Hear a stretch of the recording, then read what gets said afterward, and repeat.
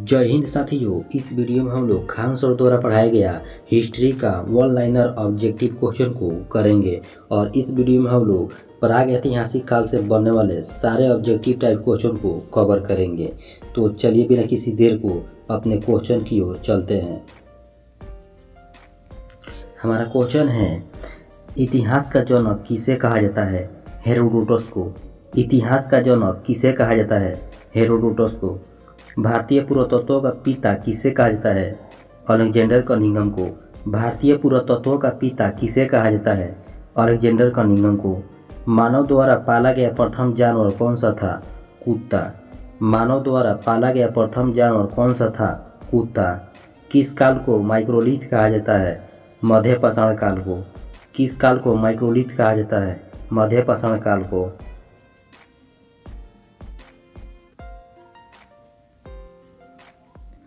किस काल में मानव आखेट शिकारी था? पूरा पाषाण काल में। किस काल में मानव आखेट शिकारी था? पूरा पाषाण काल में।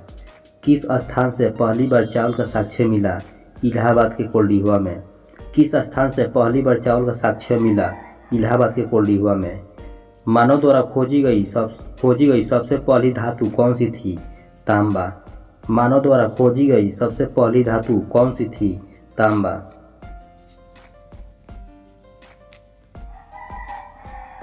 सबसे पहले कृषि के प्रमाण कहाँ पर देखने को मिले? मेहरगढ़। सबसे पहले कृषि के प्रमाण कहाँ पर देखने को मिले? मेहरगढ़। सबसे पहले चावल का साक्ष्य कहाँ पर देखने को मिले? कोल्डिहुआ। सबसे पहले चावल के साक्ष्य कहाँ पर देखने को मिले? कोल्डिहुआ। आग का आविष्कार किस काल में हुआ? पूरा पाषाण काल में। आग का आविष्कार किस काल में हुआ? पूरा पाषाण काल में। पहिए का आविष्कार किस काल में हुआ? नव पाषाण काल में। पहिए का आविष्कार किस काल में हुआ? नव पाषाण काल में। भीमबेटका की गुफाएं किसके लिए प्रसिद्ध है? गुफाओं के शैलचित्र के लिए। भीमबेटका की गुफाएं किसके लिए प्रसिद्ध है? गुफाओं के शैलचित्र के लिए।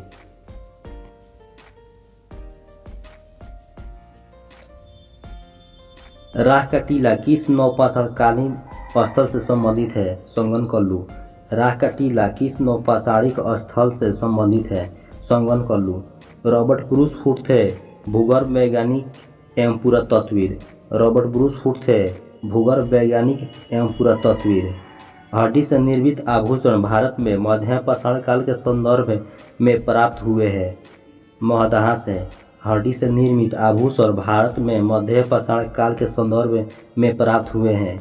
महदहा से। किसको चिरकुलित युग भी कहा जाता है? ताम्रपाषाण युग को। किसको चिरकुलित युग भी कहा जाता है? ताम्रपाषाण युग को।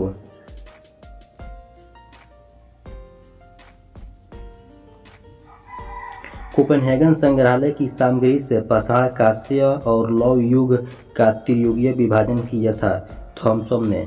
कोपेनहेगन संग्रहालय की सामग्री से पाषाण, कांस्य और लौह युग का त्रियुगीय विभाजन किया था थॉमसन ने। एक ही कब्र से 3 मानव कंकाल निकले दमदमा से। एक ही कब्र से 3 मानव कंकाल निकले दमदमा से। भीमबेटका की गुफाएं कहाँ स्थित है? अब्दुल्लागंज, रायसेन। भीमबेटका की गुफाएं कहाँ स्थित है? अब्दुल्लागंज, रायसेन। भारतीय पुरातत्व संरक्षण किस मंत्रालय का अधीन है? संस्कृति। भारतीय पुरातत्व संरक्षण किस मंत्रालय का अधीन है? संस्कृति। राष्ट्रीय मानव संग्रहालय कहाँ पर है? भोपाल। राष्ट्रीय मानव संग्रहालय कहाँ पर है? भोपाल। गैरिक मृतभांड पात्र ओसीपी का नामकरण हुआ हस्तिनापुर में। गैरिक मृतभांड पात्र ओसीपी का नामकरण हुआ था हस्तिनापुर में।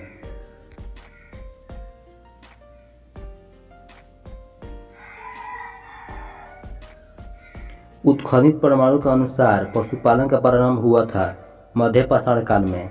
उत्खनित परमाणु के अनुसार पशुपालन का प्रारंभ हुआ था मध्य पाषाण काल में। मध्य पाषाणिक प्रसंग में पशुपालन के प्रमाण जहाँ मिले वह स्थान है आदमगढ़। मध्य पाषाणिक प्रसंग में पशुपालन के प्रमाण जहाँ मिले वह स्थान है आदमगढ़।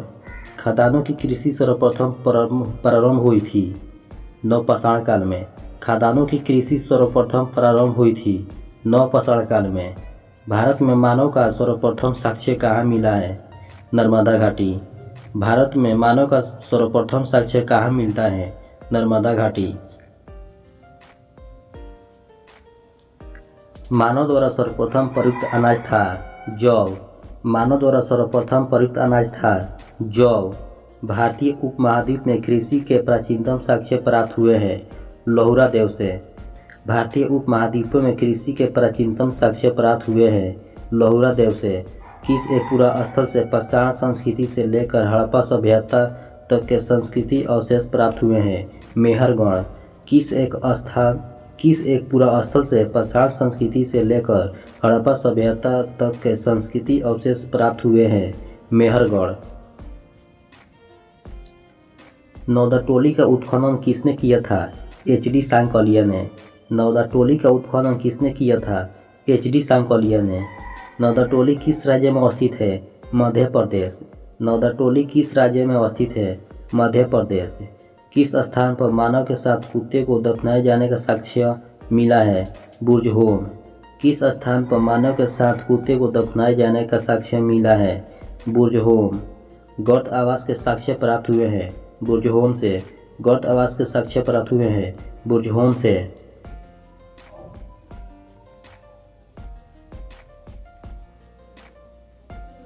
विंध्य क्षेत्र के किस शिलाश्रय से सर्वाधिक मानव कंकाल मिले लेखैया से। विंध्य क्षेत्र के किस शिलाश्रय से सर्वाधिक मानव कंकाल मिले हैं लेखैया से। पाषाणकालीन सभ्यता तथा संस्कृति का अन्वेषण 1862 ईस्वी में सर्वप्रथम किसने किया ब्रूस फूट ने। पाषाणकालीन सभ्यता तथा संस्कृति का अन्वेषण 1862 ईस्वी में सर्वप्रथम किसने किया ब्रूस फूट ने। भारतीय प्राग ऐतिहासिक का पिता किसे कहा जाता है रॉबर्ट ब्रूस फूट को। भारतीय प्राग ऐतिहासिक का पिता किसे कहा जाता है रॉबर्ट ब्रूस फूट को। पूर्वपाषाण काल को किस अन्य नाम से भी जाना जाता है आखेट युग। पूर्वपाषाण काल को किस अन्य नाम से भी जाना जाता है आखेट युग। बैल और हल की सहायता से कृषि कार्य की शुरुआत किस काल में हुई नवपाषाण काल में। बैल और हल की सहायता से कृषि कार्य की शुरुआत किस काल में हुई नवपाषाण काल में। अग्नि का प्रयोग मानव ने किस काल में करना शुरू किया नवपाषाण काल में। अग्नि का प्रयोग मानव ने किस काल में करना शुरू किया नवपाषाण काल में।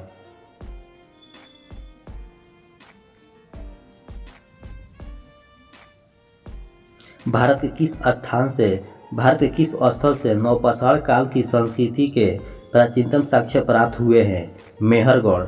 भारत के किस स्थल से नवपाषाण काल की संस्कृति के प्राचीनतम साक्ष्य प्राप्त हुए हैं मेहरगढ़। मध्यपाषाण काल का सर्वाधिक प्रमुख लक्षण क्या था लघु औजार। मध्यपाषाण काल का सर्वाधिक प्रमुख लक्षण क्या था लघु औजार। व्यापक उत्खनन के बाद मध्यपाषाण काल की मानव अस्थियां किस क्षेत्र से प्राप्त हुई है गुजरात। व्यापक उत्खनन के बाद मध्यपाषाण काल की मानव अस्थियां किस क्षेत्र से प्राप्त हुई है गुजरात। शोधान की दाह संस्कार की प्रक्रिया किस कालखंड में शुरू हुई मध्यपाषाण काल में। शोधान की दाह संस्कार की प्रक्रिया किस कालखंड में शुरू हुई मध्यपाषाण काल में। मध्यपाषाण काल में प्रयुक्त होने वाले उपकरण बहुत छोटे होते थे इसलिए इन्हें कहते हैं माइक्रोलिथ। मध्यपाषाण काल में प्रयुक्त होने वाले उपकरण बहुत छोटे होते थे इसलिए इन्हें कहते हैं माइक्रोलिथ। मध्य प्रदेश में आदमगढ़ और राजस्थान में बागौर प्रस्तुत करते हैं पशुपालन का प्राचीनतम साक्ष्य।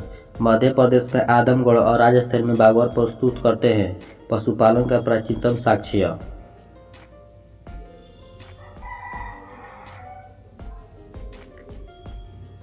किस काल में मानव के अस्थिपंजर शारीरिक प्रारूप का सबसे पहला अवशेष स्थान प्राप्त हुआ है प्रतापगढ़ उत्तर प्रदेश के सराय नहर तथा महदहा से।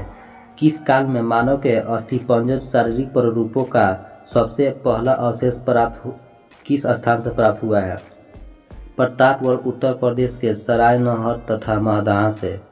मेहरगढ़ में बसने वाले नवपाषाण युग के लोग अधिक उन्नत थे। वे गेहूं जौ और रुई उगाते थे तथा वे घरों में रहते थे कच्ची ईंटों के।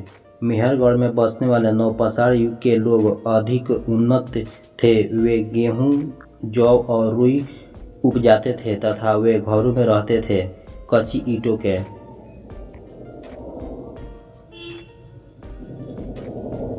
दक्षिण भारत में नवपाषाण कालीन सभ्यता का मुख्य स्थल है बेल्लारी कर्नाटक प्रांत। दक्षिण भारत में नवपाषाण कालीन सभ्यता का मुख्य स्थल है बेल्लारी कर्नाटक प्रांत। विंध्य क्षेत्र का वह शिलाश्रय जहाँ से सर्वाधिक मानव कंकाल प्राप्त हुए हैं लेखहिया। विंध्य क्षेत्र का वह शिलाश्रय जहाँ से सर्वाधिक मानव कंकाल प्राप्त हुए हैं लेखहिया। भारतीय पुरातत्व सर्वेक्षण के प्रथम महानिदेशक थे जॉन मार्शल। भारतीय पुरातत्व सर्वेक्षण के प्रथम महानिदेशक थे जॉन मार्शल। तो थैंक यू दोस्तों, ऐसे ही वीडियो देखने के लिए आप हमारे चैनल को सब्सक्राइब कीजिए और नेक्स्ट वीडियो में हम लोग सिंधु सभ्यता से बनने वाले वन लाइनर ऑब्जेक्टिव को कवर करेंगे।